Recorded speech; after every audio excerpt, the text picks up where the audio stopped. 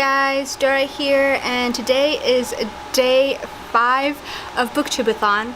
It is currently 6:13. So here's how my day started out today. So I woke up at 9, determined to spend the entire day reading. Turns out my sister needed me to take her to the dentist, and while I was in the waiting room, I took my book and I started reading it. It started to pick up. I'm actually enjoying where it's going. Like I said, I'm currently on page 124. Yesterday, which was day 4, I didn't get much reading done. So after the dentist, I came home, I cleaned a little bit, and my sister and I decided that we wanted to go shopping. I just got back because we decided to have an early dinner. I'm going to read a little bit and then I'll catch you guys up with what I'm reading and my thoughts on it. Hey guys, it is currently 12:48 on July 29th. It is currently day 6 of Booktube-A-Thon. I meant to do an update before midnight, but I was so engrossed in the book that I totally forgot. I'm currently on page 190.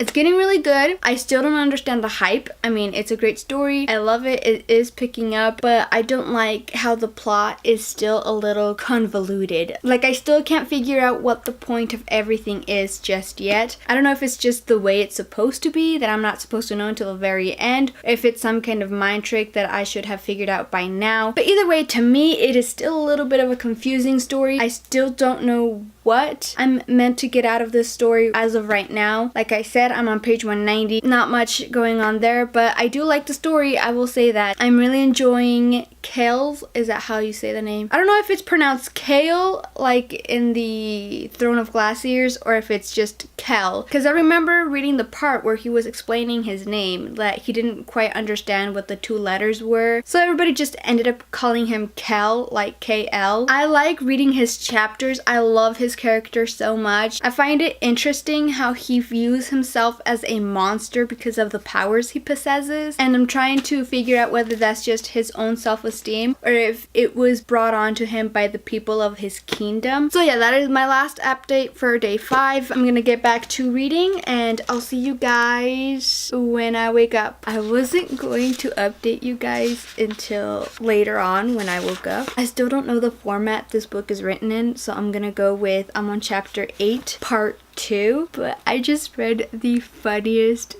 / cutest part with Kel and Lila. So this is going to contain spoilers of A Darker Shade of Magic, so if you haven't read it, I suggest you mute your screen when a picture of this book comes up right here, and then unmute it when it goes away. Kel has decided that Lila can come along to Red London so he get what he needs to make it to White London. So they're having a little chit chat. Lila asks him, am I gonna run into myself? And to be honest, I didn't think about this either. And then Kel didn't understand at the time what she was talking about, but then she's like, well, in this other London, is there another version of myself there? And Kel, though, I have a feeling he's not very good with flirting. So when Kel said, I've never met anyone like you, and it says right here that he didn't mean it as a compliment, but Lila took it that way, and so she's like, well, what can I say? I'm one of a kind. And when Kel starts to smile, Lila's like, oh my god, what is that on your face? And then Kel's like all serious, what? Lila's like, oh, never mind, it's gone. And I thought that was so cute. I already want them OTP. So yeah, that is all I wanted to let you guys know, that I read that scene and I was really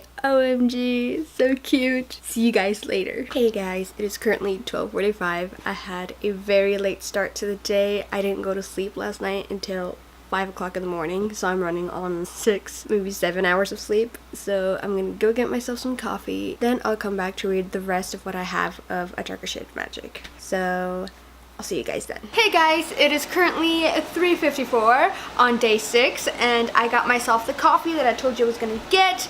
I have my glasses on because for the life of me, my eyes are tired. I am currently on page 222, and I'm really liking this story. Will it be one of my favorites? Will it be a book that I will be hyping up in my channel as well? Probably not. I really like it though. Like I said, I like the story, I like where it's heading, but I still don't get the hype, but I'm almost done with it. I'm gonna do a mini library book haul. When I went to get my coffee, I stopped by the library and got 2 books, and one of them is One of Us is Lying by Karen M. McManus or something like that, and the next one is The Princess Saves Herself, and this one by Amanda Lovelace. I'm currently trying to get into poetry. I have read Milk and Honey and I really enjoyed it. I liked it. I think I gave it 3 stars, but in my own personal scale, I think I gave it like an 82%. And I read the first 2 pages and I'm really liking it actually. I think I might like this one better than Milk and Honey, and I'll probably end up reading this next after I finish A Darker Shade of Magic. Like I told you guys, I hate making TBRs now, mostly because I never stick to them. So without further ado, I'm just gonna continue reading and then I'll see you guys later.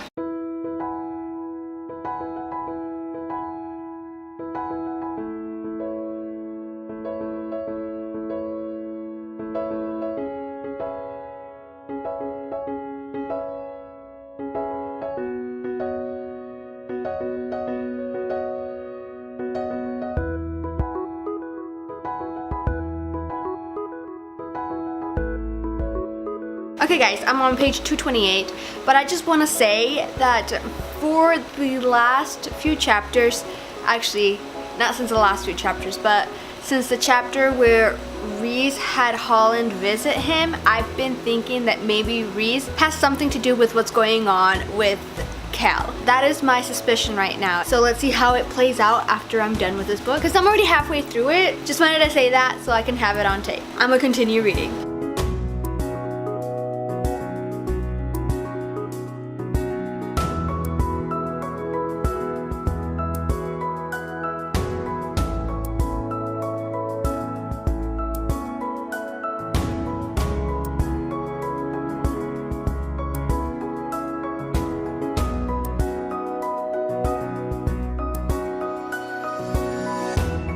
Okay, I am getting a vibe that Kel does not understand sarcasm here. At least not yet.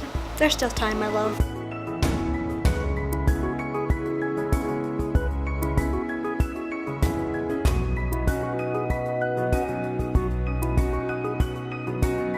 Hey guys, it's currently 7:48 and I just finished reading page 295 of A Darker Shade of Magic, and all I've got to say is I knew it. Now if you don't want to be spoiled, please mute your computer screens and unmute it when the picture of A Darker Shade of Magic is out of the screen. I did not in a million years think it was gonna be what just happened right now. I had an inkling that Ree would be involved, though I did not know that it would be in the sense that Astrid has taken over his body. I for sure thought it was going to be Ree because of that meeting he had with Holland in the beginning of the book. So I am going to continue reading it because I want to know how this ends. If you were to ask me to rate this book right now, I would give it, on the Goodreads rating, 3 stars. My own personal scale, like around 82-83%. So let's see if that changes after I finish my book. The ending of a book is usually what takes the biggest percentage of all. If I like the ending, then it'll go up a few notches, a few percentages. So let's see how it goes. Hey guys, it's currently 10:14 and I'm on page 334. Major spoilers coming up, so mute until once again the picture gets out of frame. Okay, so let's start by saying that I was like in shock when I learned that Lila had a glass eye. For the longest time, I never took into account when Cal told her that one of her eyes was lighter than the other. Now, at first I was like, huh, you know, it's probably like a genetic mutation, kind of like that genetic mutation that some people have where one of their eyes is green or blue and the other one's brown. But when we went through this whole scene where Cal and Rai and Lila had to escape the palace from Astrid, Lila was a badass. Let me just tell you that. That scene where she actually used a stone to make herself invisible that entire time. Oh my gosh, that was genius. Master Tiernan, the guy who trained Kel to be the Asanteri, I think that's how it's pronounced, said that Lila had unnurtured power within her. So I just started thinking maybe she's a rare magical person that's gonna be in Grey London, you know, it's like a little flaw in that world. But then when they were leaving the sanctuary, Master Tiernan grabs Lila and asks her, how did you lose your eye? And at first I was like, she has a glass eye? How come I didn't know this? But it was never mentioned because Lila never said she had a glass eye. When Lila says, I don't know, it happened when I was little, it instantly clicked in my head. Lila was supposed to be an Asanteri for Grey London. What?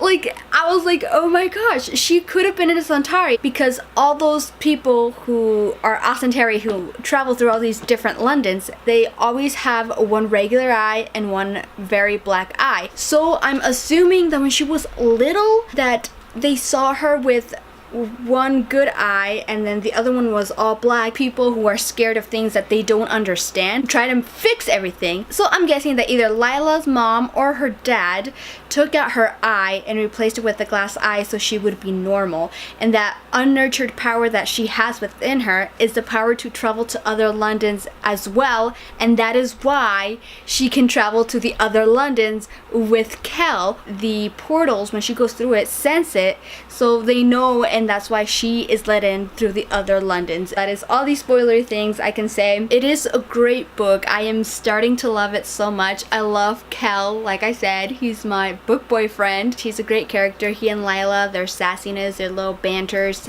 amazing. If I were to rate it right now, Goodreads scale, a 3-star still, but on my own personal rating, it goes up to like an 88-89%. I'm almost done with it, and I'll come back with you guys to let you know my final thoughts on the book. So I'll see you guys in a little bit. Hey guys, I'm here closing day 6, and it's 12:17. I have finished A Darker Shade of Magic by V.E. Schwab. Now that I've read this book completely and I read the ending, I feel like the plot was still a little convoluted. It was all over the place. I felt like it was practically non-existent. Like, I did not get the point. I don't know if reading the next book will help in figuring out what the plot of the entire story is.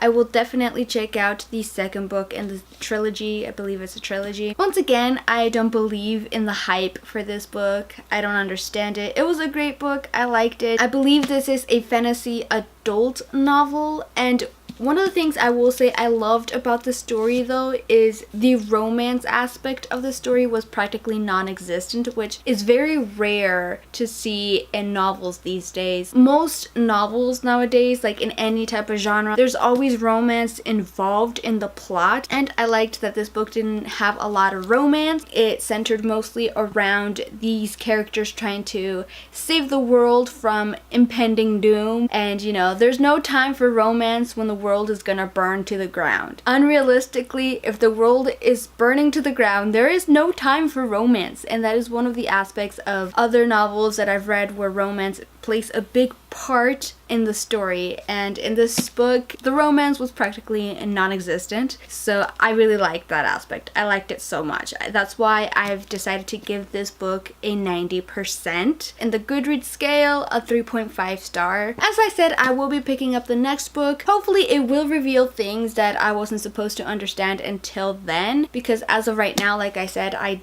didn't get the plot of this book. All it was is saving the world from impending doom. Why was it in danger in the first place? That is all I have for you guys today. Please let me know down in the comments how you're going in Booktube-A-Thon. Thank you guys for watching. Please make sure to give this video a big thumbs up if you liked it, and subscribe if you want to see more of my face. And I'll see you in my next video. Bye!